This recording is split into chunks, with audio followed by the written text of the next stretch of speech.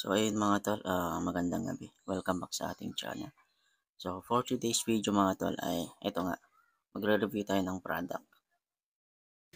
Isang product mga tol, no?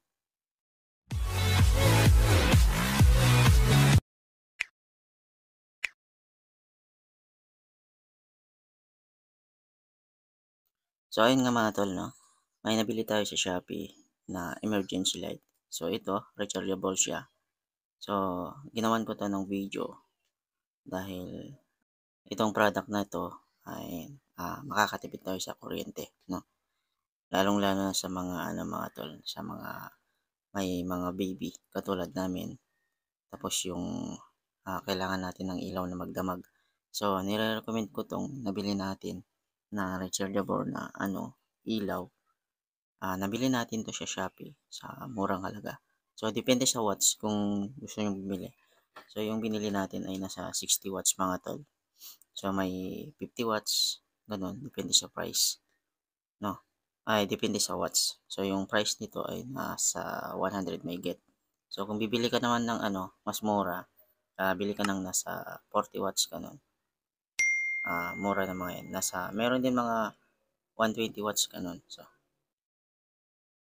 naisipan ko lang siyang i-review kasi nagamit ko na siya. So, yung kasama sa box, bale yung box natin, ewan ko kung nasaan na dahil mag-isang buwan na 'to sa akin. So, recommend ko 'tong product na 'to. So, kaya nito, 'pag full charge 'to, kaya nito magdamag na nakailaw, no? So, 60 watts nga yung binili natin, LED siya. Ayan. So, meron dito siyang USB. Ay, oo, USB charging port. Ayan. Tapos dito sa kabila, mga tol, ito yung pindutan sa ilaw. Pag ino-open natin yung ilaw. No. Bale mga tol, pag bibili kayo nito, yung kasama sa box niya ay meron siyang USB na kasama, charging port. Tapos, yung dikitan nito, yung dalawang dito. Magnet to mga tol, yan. So, wala kasi, na wala ko na yata kasi yung ididikit dito. So, ito, pwede naman idikit sa mga bakal-bakal.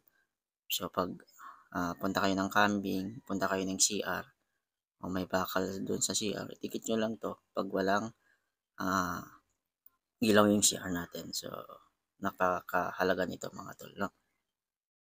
Bali sa charging system niya mga tol, ay siyempre isasaksak natin dito yung ating kasamang USB, no? Magre-red siya, no? Pag nagcha-charge. Pag na full charge na siya mga tol, ay wala nang red yung ilaw dito pag full charge na siya, no? So, tatry natin iilaw siya. So, may apat na ilaw siya mga tol. Meron siyang low light, meron din siyang highlight, no? Tapos may blinker din siya. So, yung first na ilaw niya ay ganito siya. Ayan. So, liwanag niya, no? Ito yung highlight niya.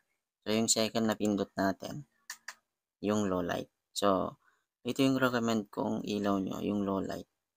Kasi kaya niyang magdamag, no? Tapos yung pangatlo naman, ito yung blinker. Ayan, no? Sakit sa mata.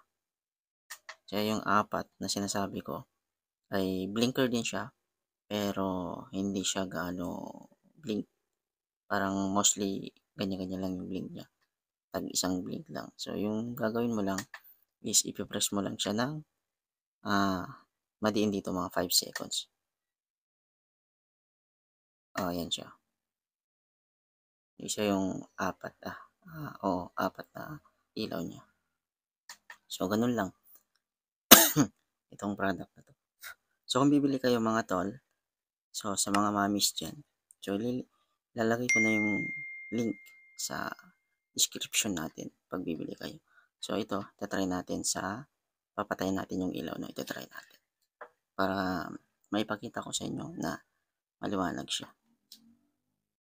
So, ayan, patay na yung ilaw. So, i-open na natin yung first na ilaw niya. Ayan siya. Yung liwanag, no? Tapos yung pangalawa ay ito, yung low light. Ayan. So, all goods. Tapos ito yung blinker. Yan. So, napakaganda nitong product na to. So, recommend ko to sa inyo. So, kung bibili kayo, ilalagay ko na lang yung link sa description natin. So, yun lang muna yung ating ngayon, video. So, wala muna tayong update sa motor natin. Product review lang muna tayo ngayon. So, good night.